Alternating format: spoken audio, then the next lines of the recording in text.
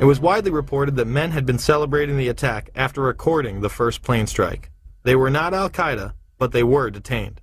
I grabbed my binoculars and I could see the towers from my window. And this is where I'm looking. And all of a sudden, down there, I see this van park. And I see 3 guys on top of the van. And I could see that they were like happy. They didn't look shocked to me. They didn't look shocked.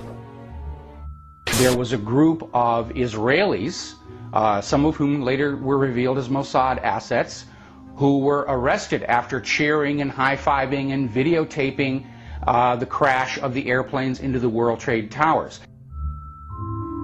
Several other men were detained after a van full of explosives was stopped outside of Manhattan.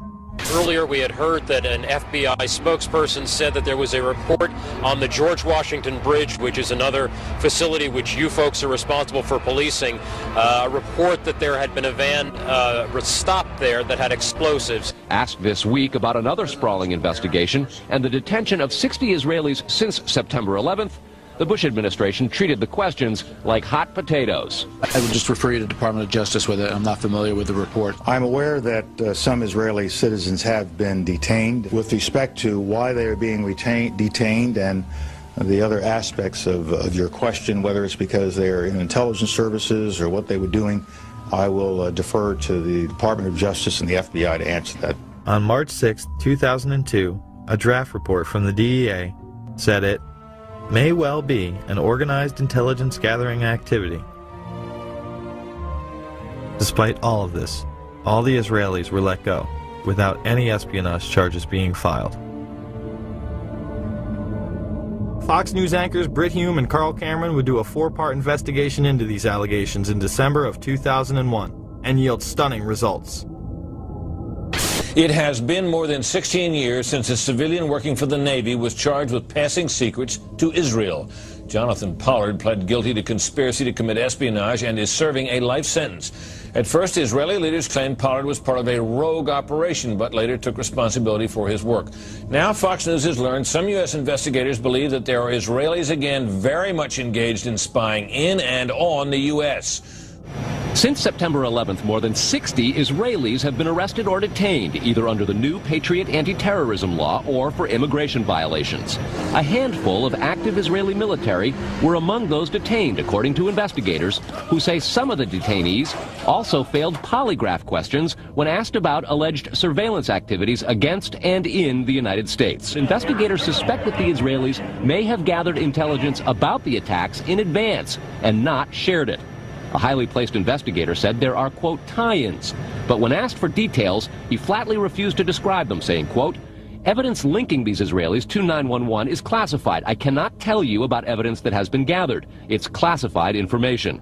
Now, when the FBI investigated, it quickly unraveled to be the largest foreign spy ring ever uncovered inside the United States, the largest. Even the Soviet Union had not been spying on the United States as much as Israel has been doing. So the FBI started to round up these spies. They started to arrest them very quietly, and they were about halfway through this process of rounding up this spy ring when 9/11 happened. Numerous classified documents obtained by Fox News indicate that even prior to September 11th, as many as 140 other Israelis had been detained or arrested in a secretive and sprawling investigation into suspected espionage by Israelis in the United States. Investigators from numerous government agencies are part of a working group that's been compiling evidence since the mid-90s.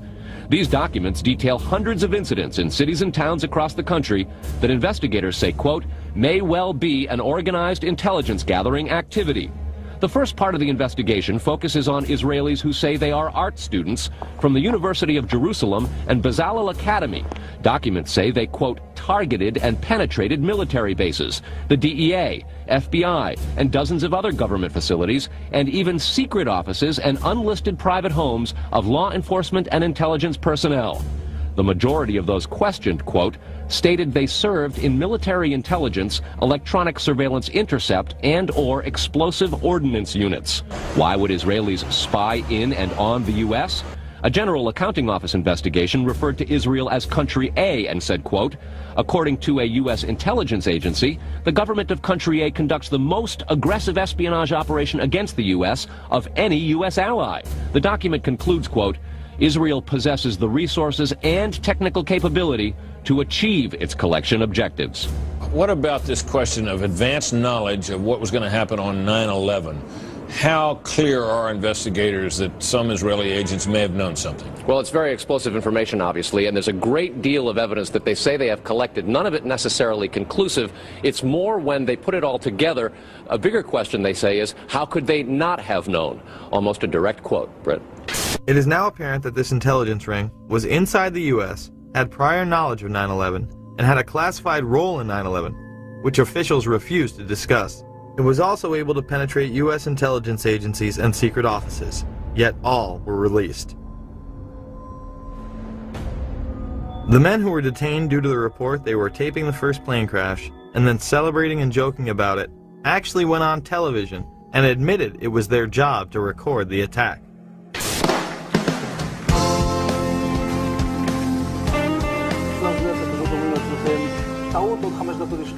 And at that point, we were taken for another round of questioning, this time related to our allegedly being members of Mossad. The fact of the matter is, we are coming from a country that experiences terror daily. Our purpose was to document the event. How could they have known about the attack? And who sent them to document it? The evidence points to a large intelligence network inside the United States that had teams on the ground, such as the ones recording the attack, and electronic surveillance teams gathering information.